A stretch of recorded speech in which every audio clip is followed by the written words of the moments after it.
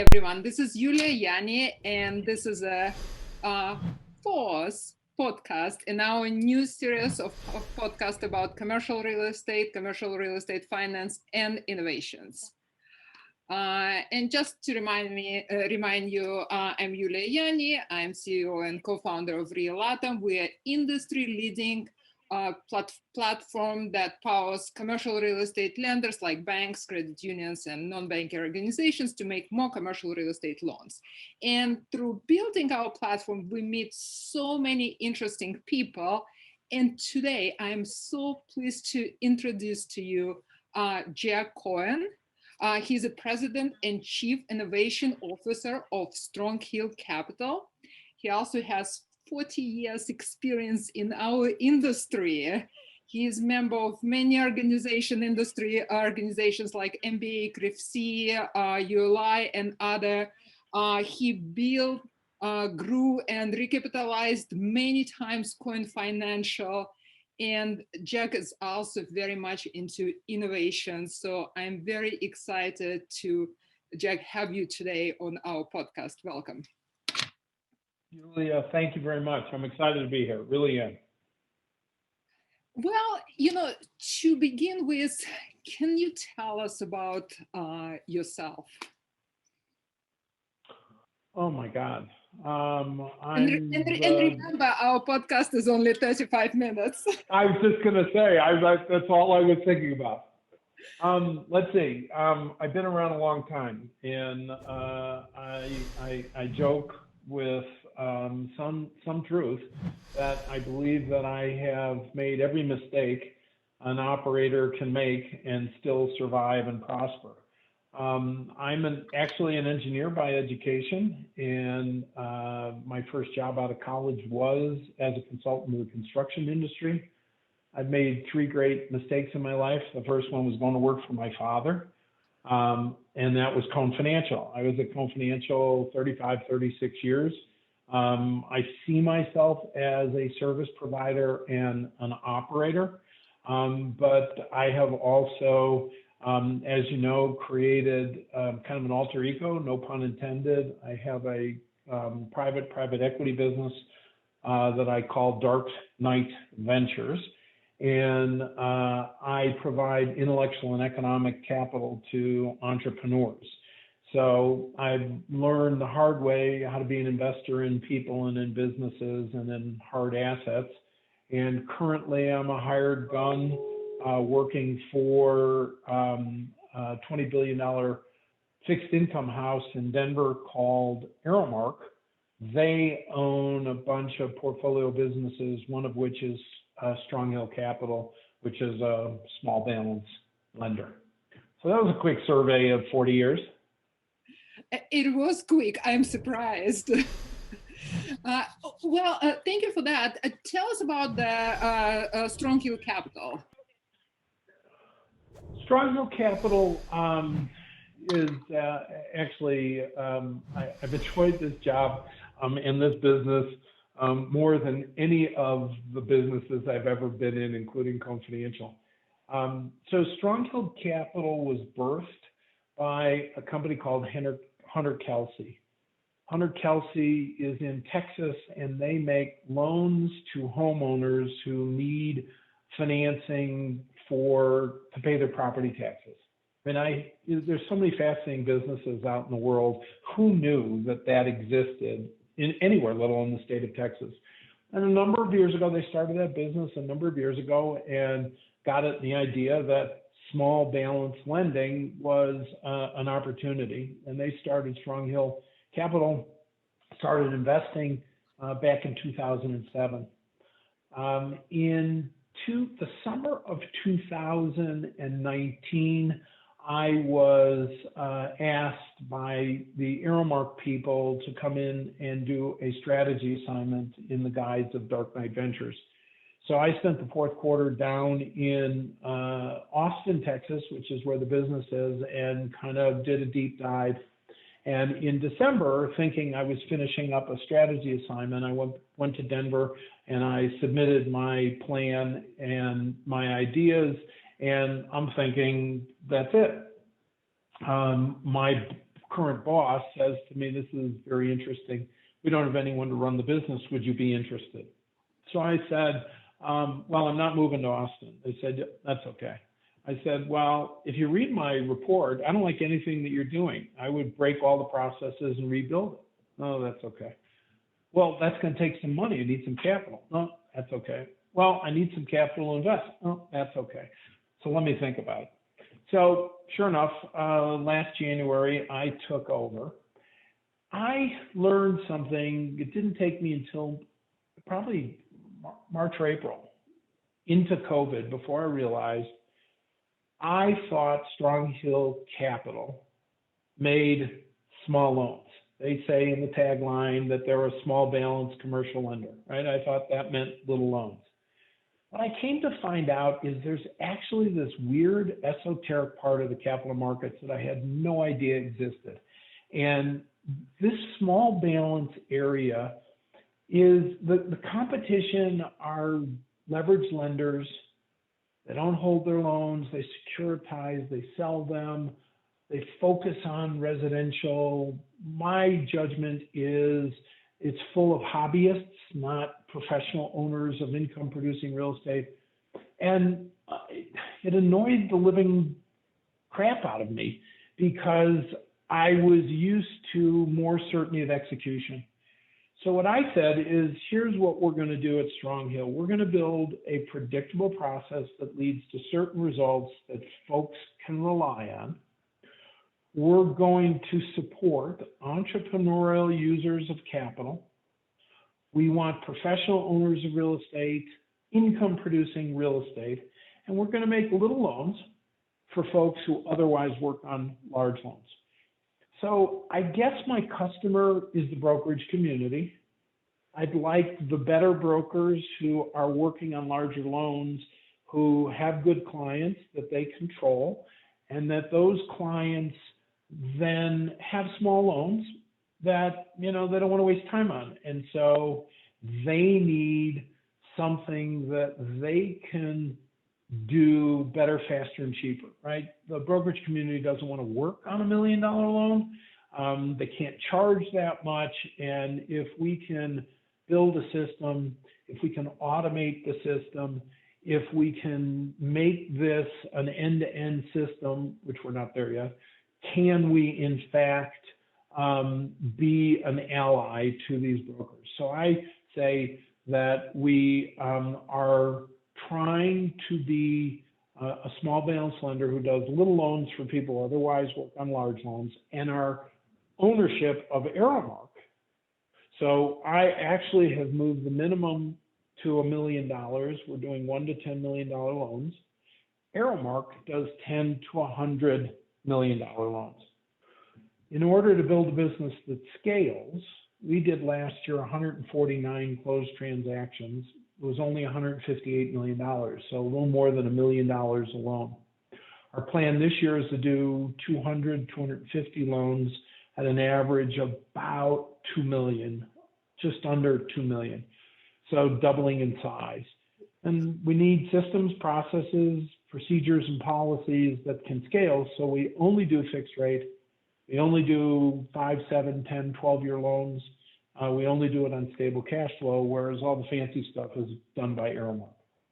So you said that you are making process predictable and you want to scale. What do you do to achieve those two? I mean, our podcast is obviously about lending and innovations and technology. Do you involve technology into that process? We do. At some level it's trial and error. You and I have had this conversation. My observation is if you created the best app and gave it to the top quartile of real estate companies, all you would do is accelerate the crash. That the problem we're having is the technologists themselves are actually better business people than the real estate people. That's the good news. The bad news is the real estate people don't really understand the technology, and the technologists don't always understand the pain points or the processes or connections. And so we've done a little bit of trial and error, and I think we're making progress. But you know, as we said before we get started, innovation is not a bottomless pit, but it's endless. So I started with what was easy. When I came in, because I was running the business remote, I hired somebody to help me put Salesforce in place. And all I wanted out of Salesforce was really two things. I needed it to hold my database of contacts so that I could do Jack chats and emails and reach out to people.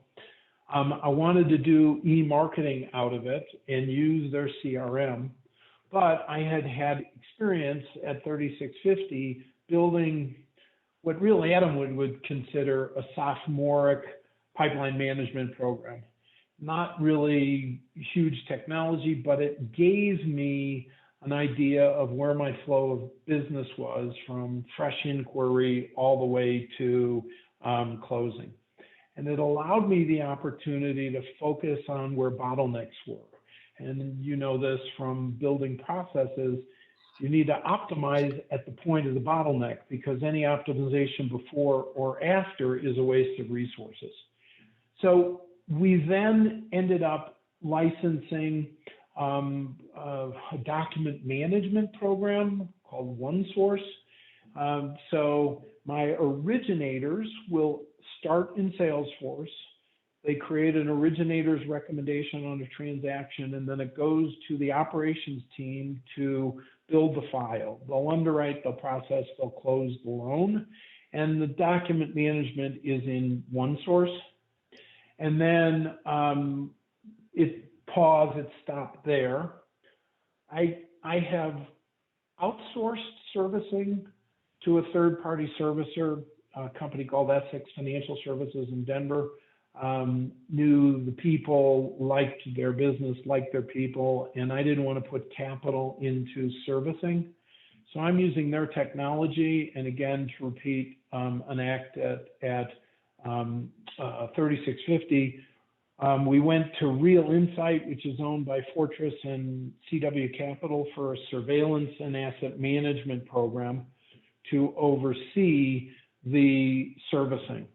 So if I start in Salesforce, I go to OneSource, Essex comes in with whatever they use, I think Real Synergy, if that makes sense, and then Real Insight. A little clunky, but it was like I was changing the tires on a moving car.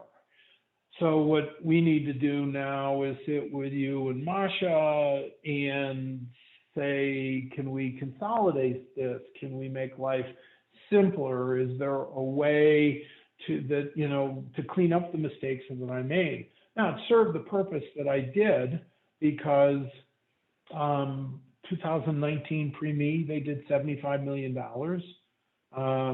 In 2020, we did $158 million. The plan this year is to do $400 million and $650 the year after. I can't do it without technology, and it's not replacing anyone.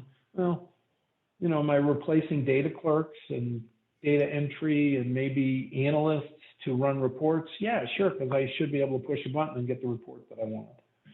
So it's a lot. I don't know if that was responsive. You know, you just said something remarkable. So you basically came to Greenfield, you implemented the technology stack, and your origination volume just grew year over year. And it seems like you are attributing it to building that repeatable process. How long, so there are a lot of people in our industry that just plain scared of technology. But if you can share, how long did it take you, and how did you people feel about it initially and as it was progressing? Was it that scary? Well, my wife says I'm an acquired taste. So, you know, maybe when I showed up, all that intensity freaked everyone out. But it was really interesting. I inherited a team, the 3 people, origination, operations, and balance sheet. I literally, in the first week of the job, bought 2 large easels and I made the three of them write on sheets of paper in a conference room the process. And then I started asking questions. I don't understand what this is, and I don't understand why we do that. And then I said, what if we take this sheet of paper and move it over here? And I annoyed the shit out of those people. But they started to get the idea that I was looking for the best idea and the best idea to win. So winning over them was a little easier than their folks.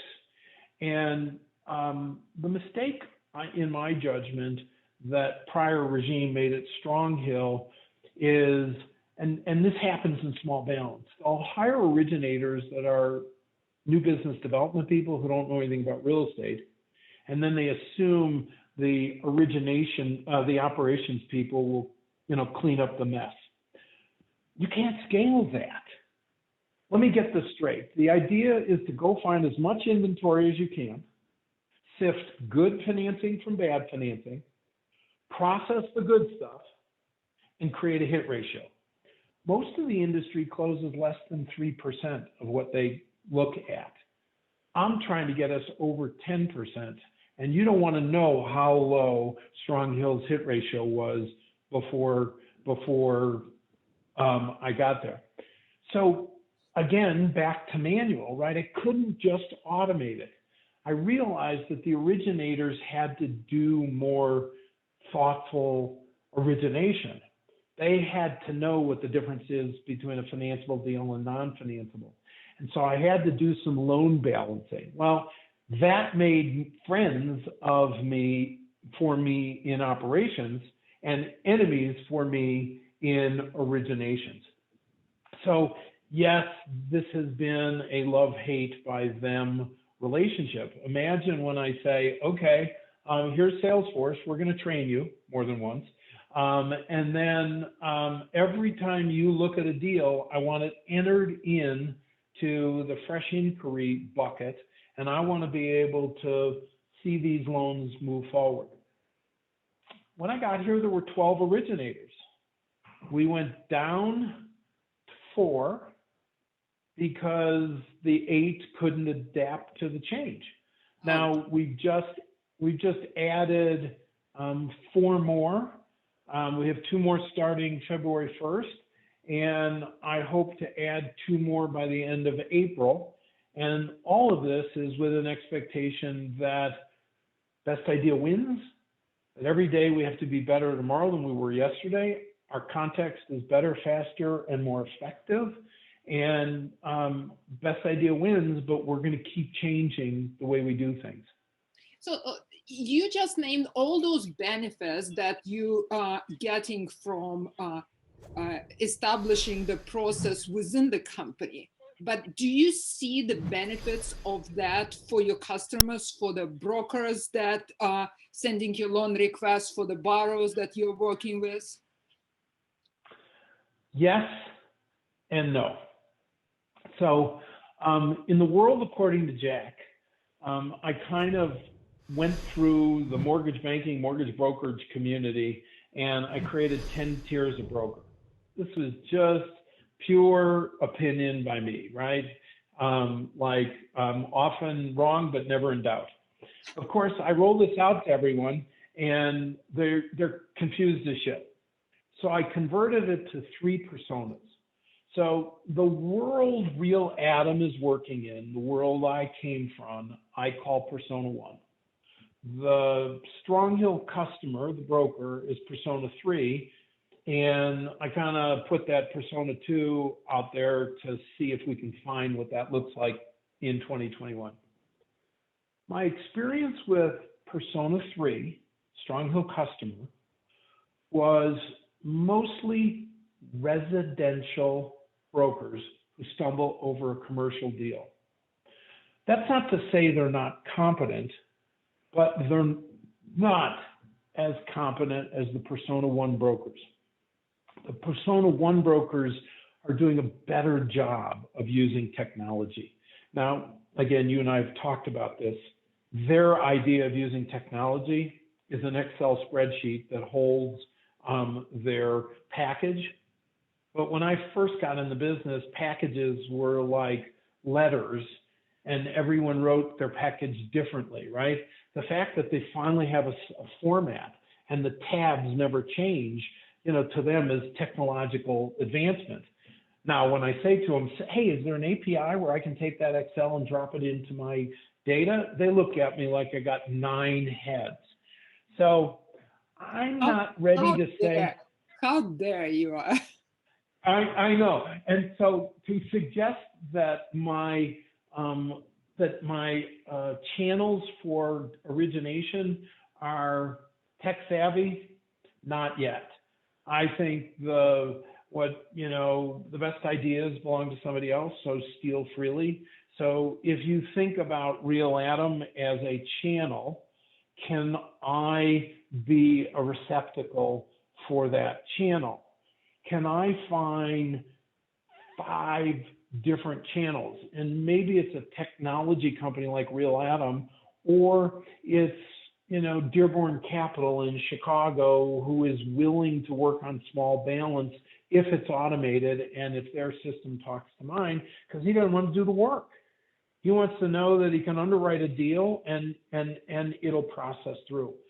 So I think what will start to happen is, instead of me having 14 originators out originating, can I have 5 channels that are originating? Can I delegate underwriting so that they will originate and we'll map data and standards?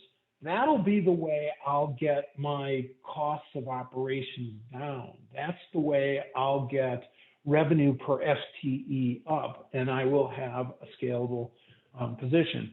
So maybe we're just at the front end of the line ahead of the brokerage channel, but the brokers are trying to do more with less, and maybe we'll get around to something beyond packages. Got it. Let me ask you, going back to business, do you guys do any kind of business with life insurance companies? Yeah, so our business model, interesting you asked this question, our business model, when you consider Aeromark, is to act as an outsourced investment manager for life companies. So life companies, not all of them have an origination staff. Not all of them can find deals or excess yield. And so the combination of what we are doing in small balance and Rob Brown is doing at Aeromark in large balance is acting on behalf of a balance sheet lender, a life company. And we actually, don't tell anyone, invest in the receivable. We credit enhance by investing in the receivable. So Friday, I am delivering to a life company $52 million pool of mortgages. I think it's 46 loans, maybe 47, right? So a little more than $1 million. And on Friday, all those loans will show up. That life company had no cost of origination. All they did is we originated to their specification. We built a mosaic and a portfolio, and we delivered that pool to them. So they are getting excess yield and diversification of loans with 0 origination costs. Of course, I will not tell anyone. You realize we have a database of 90,000 industry people that we're sending our podcast and newsletters to. They're all sworn in the cone of silence. They're all sworn to secrecy. No pillow talk. Absolutely. I will have all of them to sign the NDAs. No, that's all right. Their word is fine with me. And just to transition from your current job to innovations, before we do that, do you want to talk about any interesting deals that you guys worked on lately? In the small balance space, it's actually serving the need. Like, brokerage community has this little loan, they can't get any attention to it. And so I don't know that any of them stand out. The dentist who buys his office building, or the self-storage transaction that wasn't ready for a life company because it hadn't leased up. We created a master lease and a reserve. We did one in Battle Creek, Michigan, which of course I knew where that was. And then we did one in LaGrange, Georgia, which I couldn't find. I needed help finding on Google Maps. So, I think it's just trying to build a business that supports the outcome of your customer. And right now, the customer we're focused on is the brokerage shops. And we're trying to help the youngins who are getting in the business, learn how to do the business, because they all learn on small loans. And the big shots who have customers they've been financing for 20 years, their customer's not going to let them, do the $1 million loan with somebody else in the office. They got to do it. So Joe Monteleone needs some human leverage. And so his team will work on small loans, and hopefully we can make it easier for Joe. You started those deals are not that interesting. As a matter of fact, I love to hearing about those smaller deals, financing the dentist office here or, a laundromat there, because you basically support small businesses. Right. Exactly. And what's been fascinating, I'm sure it's luck. I don't think it's skill, but I can tell you, we do not have one loan through COVID, not one loan that's delinquent 30 days, no loans in forbearance. And I think it's because of the strength of these small entrepreneurs who make these, they buy this real estate as part of their lifestyle, right? And when we underwrite, we underwrite global cash flow. We want to know where all their money's coming from so that we can understand. And in most cases, these loans they need the cash flow to augment their life. So they work hard to maintain these properties, and they're small. They don't all hire managers. So, do we have opinions about, who's better than others? Do we have opinions about what cities we should be in? Yeah, that's all evolution and trial and error. Well, great for you. Well, let's talk a little bit about trends that you see in commercial real estate finance. I know you a lot as a visionary, and you always think, hundreds of steps ahead. But let's get, closer to the ground. What do you see right now, and how do you think it's changing the industry? Now, in 3 years, in 5. Well, so at the risk of somebody thinking that I'm, selling my book, which is not the case, I think there's a couple of things that are clear. One, I think the next generation of real estate operator, financier, capital provider wins based on data analytics. I don't think that's this year. I don't think maybe that's 3 years, but you start to see how the business evolves. And I actually think predictive analytics and the ability to not just use machine language, but machine learning, but AI to start to actually manage big sets of data, I think is the future of our industry and our business, which means my generation just has to die for that to open up. I think in the interim, interest rates are really, really low. The reason why somebody should want to own a small balance loan is you should be able to get a premium yield for small balance. It's not the case.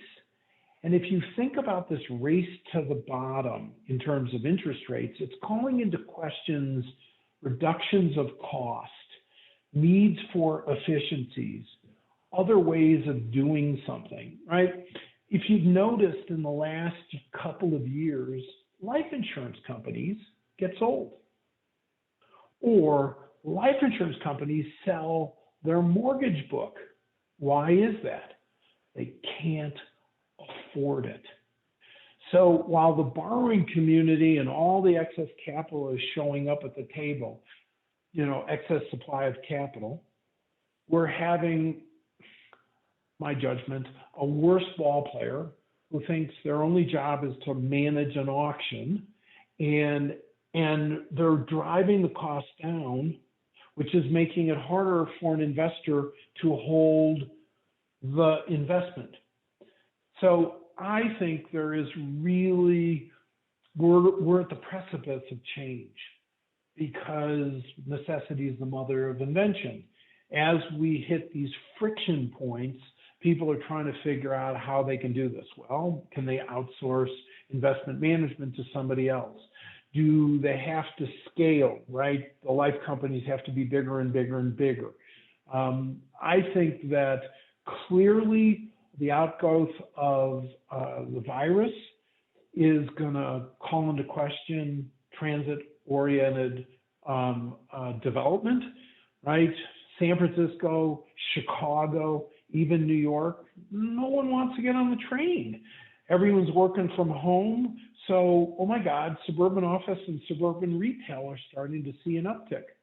But all these buildings are going to have lower rental, higher vacancy, higher cleaning costs, higher security costs, higher insurance costs, lowering their NOI, which is going to lower value, which is going to erode equity. So can capital come in? A bunch of people have raised a bunch of money for capital, rescue capital.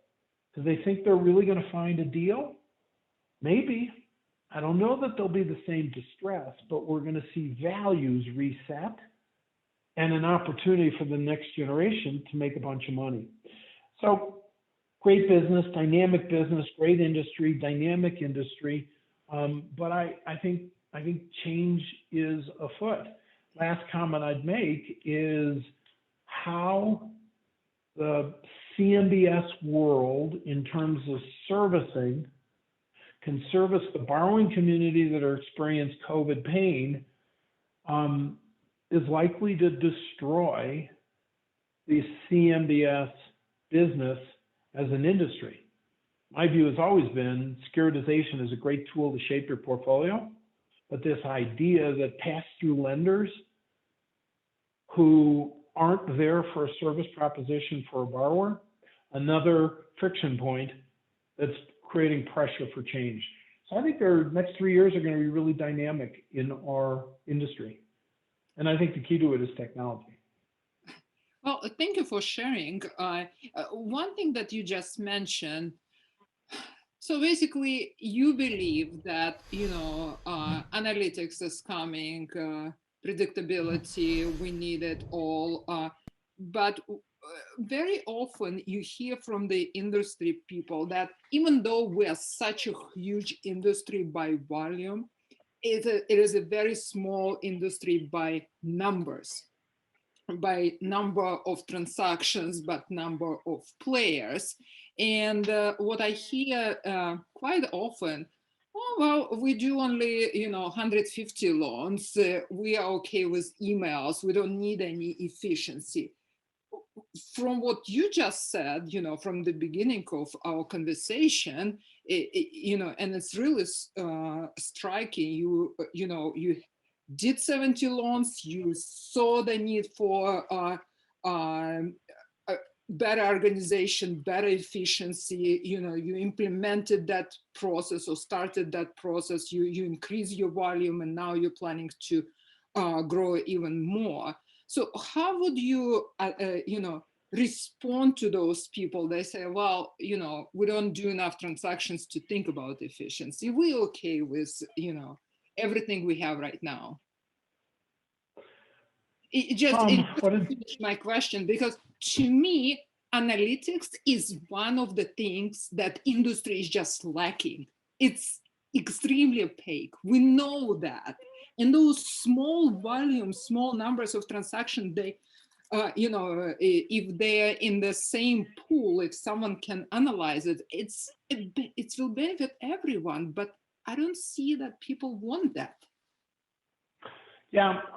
So this kind of hits on one of my pet peeves. And it's more than Forrest Gump, stupid is what stupid does. The biggest problem with the real estate business is it's really made up of transactional people. Transactional people are reactive, they're tactical, and they run lifestyle businesses, right? A lifestyle business is a guy who's just trying to make X amount of revenue, and he's trying to do it with the least amount of strum and drain, right? But the reality is, Sam Zell came in, led the REIT push a number of decades ago because he was trying to be strategic. He was being proactive. He was being more than transactional and more than tactical. And the end result was that he brought in really competent human beings to the real estate business. So I have to laugh. What's happened to the industry that you've described is kind of a barbell. Right? You look at fundraising, Blackstone raises $5 billion in like 10 seconds, right? Starwood, $5 billion, 12 seconds, right? Apollo, $5 billion, 15 seconds, right? But that person who's trying to do their first $200 million raise is taking 3 years and not getting it. Yep. Why? They got a tactical, transactional lifestyle business. Why would you I don't want to put money into my lifestyle business. It's my lifestyle. Why would I invest in somebody else's lifestyle, right? So I think part of this is the unintended consequence of how much damn money we made in this industry a la carte. But this is similar to the 60s and 70s and stock and bond traders. You compare Wall Street in the 60s, the old lines, places, and look at the world today, e-trading, you can do it on your phone, you can do it on your, you don't need the broker. That's where the real estate business is going. I don't want to go big. Like I would not last in an institution. Like I'm too opinionated. I don't know how to do politics. I like entrepreneurs. But there are entrepreneurs out there that want to build businesses that outlive them. And the lifestyle guys will stop. They'll just, they'll always be able to make a little bit of money in whatever town they're at. But the real change that's coming will defeat their business because it will drive the cost of doing business down. If I look at the brokerage business in the 40 years that I've been in the business, there's been erosion of the value proposition. There's some very smart mortgage bankers today, but if you look at the generation ahead of me, those guys were legends in terms of representing life companies and making these loans. And today, it's just a more diluted process. They think they're supposed to get 50 bids. They're trying to run an auction. Do they really understand the business? What they're trying to keep up with. When I first got into the business, Hancock wouldn't do a loan more than $10 million, and we used to get paid 2 points, right? Today, Hancock doesn't say a low for a loan below $10 million, and if the broker can get a half a point, what does that tell you? You have to do more volume with less effort. The way they did it was bigger deals. The next way to do it is going to be by running a better business. And if the ecosystem can run a better business, can interact with one another with less friction, then the entire ecosystem does better by this. No one's going to replace Blackstone or Starwood or the mom and pop local developer who owns strip centers. It's the middle class that's going to get eroded and replaced by better run businesses. So if you could say one thing to all those people in the industry that will help them to advance, in whatever they're doing, what would it be? Best idea wins. that, you know, I tried to buy, in the 90s, I was trying to buy my first business, and I screwed up the acquisition. And the guy says to me in a meeting, he says, Jack, do you want what you want, or do you want to be right? It took me 15 years to figure out what he was telling me. I wanted him to say, yeah, Jack, your business plan at Cohen Financial is better than mine. You win, right? What a moron. What I really wanted was to buy his business.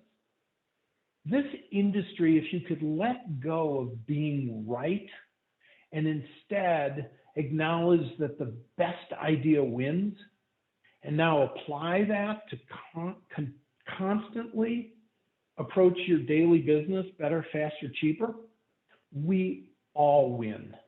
We all win. So want what you want as opposed to being right. You realize I can now publish a book with your quotes. I love sound bites. And by the way, you mentioned your book. You have a book coming out, or? No. I write a periodic blog called Jack Chat, and it's on my website at DarkKnightVentures.net, and you can see the various ones that I have written, and periodically I get moved. I'm overdue for writing one. The last one I wrote was in the fall. I don't have the patience to sit down and write a book, although it is on my bucket list to do. Just kind of a collection of sound bites. But chapter 13, my biggest mistake in life was teaching my daughter Lindsay to drive. That was a failure. So that'll be chapter 13. I hope she's okay. She's okay. Her mother's okay. I don't know that I survived that process. So tell me what kind of tech fascinates you personally? Forget about real estate. What kind of tech? Yeah. I confess, all tech fascinates me. Let me answer it in reverse. What pisses me off more than anything is the 20-something who wants to respond to a communication from me, an old guy, with some new system, right? Slack and Instagram, and I never did Facebook or any of that kind of stuff. So I confess some of this is shiny new toy, which annoys the hell out of me. But when somebody shows up in my office with an idea, a better way to do something, whatever the tech is, I'm all ears. And, I've made some investments in fintech and prop tech businesses, and some have done better than others. The fascinating thing to me is just because you have an idea for tech doesn't really mean that you're a competent business manager. Are you a coachable athlete? Can you focus on getting your product developed? Can you do market research so that if you have friction in the marketplace, you can zig instead of zag? And if you can do all that, can you teach your company, can you teach your people to adapt with it? Not all are so good. Not all are that. A couple of years ago, it seemed like everyone wanted to create a unicorn. Shit, if you could create a $10 million revenue business, that's a start. It's easier to go from 10 to 100 million or 100 million to $1 billion than it is to go from 0 to 10. And so there's been some very cool technology that people are trying to bring to the table. I mean, I think things like insurance, purchasing insurance should be done better by technology. There's no question that a mortgage banker can manage their team and internal communication better just by sharing quotes. That's not highfalutin, complicated stuff. It's just, how can you look at a business process and think about it better? you know, the thing that I'm most attracted to is who has the way to aggregate data, manipulate it, analyze it. You know, there was a guy, this goes back a long time ago, there was a guy named Stan Davis who wrote a book called 2020, right? His vision was this far out time in the future, the year 2020, where you could 2020 vision. His view was industries and businesses go from no data, to information, to knowledge, to products and service.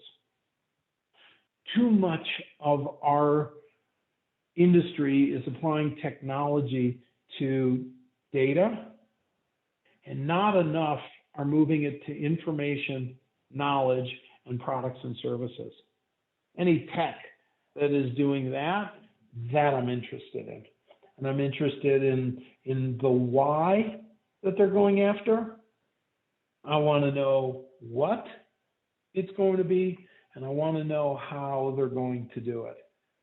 And, you know, as a kid, you know, the kid's book, Curious George, that was my favorite character. You know, I've always been curious. I have a deep-rooted fear of becoming functionally obsolete. So I'm keen to learn and always learn. And the best ideas belong to somebody else, so steal freely, right? And so who's got a cool idea of technology and what is it? How's it applied? Why is it applied?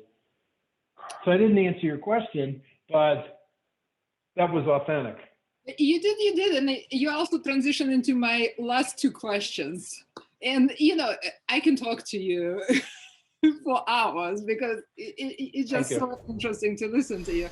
But the last two questions, you know, researching your profile, I noticed that you're a pilot, you have a pilot license, you also have a black belt in Aikido, you know, so comment, and you do, I mean, you work full time, you have a family, you are constantly doing all those other things. How do you manage all of that? I mean, share with us the wisdom, like how? So thank you for asking. So part of this is, I tell people of all ages, there's only three things you have to do to be successful in your life, but you have to do it every single day. You have to acquire skills, you have to accumulate experiences, you have to develop relationships. Well, if you take that drive and a level of curiosity, Sherlock Holmes said the best rest is a change of problem. So for me, I don't think I or people are overstressed or under-recovered. And so for me, whether it was rock climbing or motorcycles or airplanes or the martial arts or scuba diving, each was a project to acquire new skills, to accumulate experiences, to develop broader relationships, and to have recovery in the context of a change of problem. So, you know, I'm up early. I do go to bed early. You know, I overschedule everything. I'm very good at managing time, but managing time is like packing a suitcase, right? You know, you put certain things in certain pockets and you layer things in, and, you know, I don't sit still well. So I read trash novels to clear my brain. I like the superhero, you know, spy, counter-espionage stuff. Obviously, I'm trying to read business books to get better at what's going on. But by and large, I'm blessed with a lot of energy. I don't sit still well. So I try and apply it to broaden my experiences. Jack, thank you. Thank you so much for sharing with us your experiences, your wisdom, your visions. Thank you for coming to my podcast again. I'm Yulia Yaani. My pleasure. Thank my you. pleasure. Thank you. So I'm Yulia Yaani, CEO and co-founder of RealAtom. We are running podcast about commercial real estate lending and innovations. And today our guest was Jack Cohen. He's a president and chief innovation officer of StrongHill Capital, commercial real estate lender. Jack, thank you. Thank you. I appreciate the underwriting staff will use that, right? Hopefully the origination staff will use that. So if you can envision, I have all my loans, I have all my comps, I have all of that, and I can geotag it, then in theory, I should be able to accelerate the education and training of originators and underwriters because they can have better access to data. Now, I'm growing at 200 loans a year, right? That's not enough, right? We've talked about this before, this idea of how you can get more data. Are there other companies like me that if you anonymized my data and we had 5 other companies of the same size to anonymize it and we threw it all into a data warehouse that everyone could extract from, then my 200 loans a year become 1,000 loans a year, and now real time my database is growing. So I'm happy to fantasize with you, and you can see what we're trying to. You and Marcia can see what I'm trying to do and the path we're trying to go. My biggest problem is I tend to be out too far in front. And I need to slow down a little bit so that my team can keep up. And I've made a lot of mistakes being to the party industry-wide early.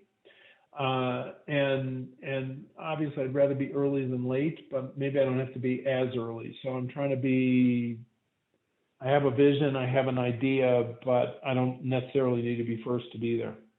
Okay, got it. And during this call, do you think you can also show us the CRE Simple, whatever you liked about them, So then should I coordinate with Diane to find time in your schedule? Yeah. Okay, and the last question I wanted to ask, so we do have 4.5 million committed right now from our existing investors. But before I sign the final papers, I really want to go and see if I can maybe, get an alternative capital. Because with the existing investors, there are things that I don't like about that agreement, but the money is there. It's good when people give in. So I'm talking to different people right now. Maybe I already have like a lead for that. But you introduced me last year to some of your contacts, and I talked to the guy somewhere in Midwest. I will dig out his name, but he said that he invested in CRE Simple, and then there is a pool of people that invested in CRE Simple. Do you think they are lost cost for us? I mean, or do you think, if they lost money on that investment, they would want to maybe try something different? Honest answer is I don't know. And I think it was Tim Street at Grand Ventures. He's definitely, the fund has done well away from real estate. So, it's certainly worth a reconnect if you want. I think his argument will be, sorry, just 1 second. I'm sorry. Sorry about that. Not a problem at all. We have a home. Joy of working at home. Yes. Do I think it's a low probability? Yeah. Is it a 0 probability? I don't know. Okay. I don't know. Okay. All right? Got it. I mean, worse, an email. Sounds good. Yeah. Thank you. Thank you for the time. I appreciate it. Let me know when the thing's posted, and I hope it accomplishes for you what you wanted to accomplish. Sounds good. Thank you. Bye-bye. Bye. you.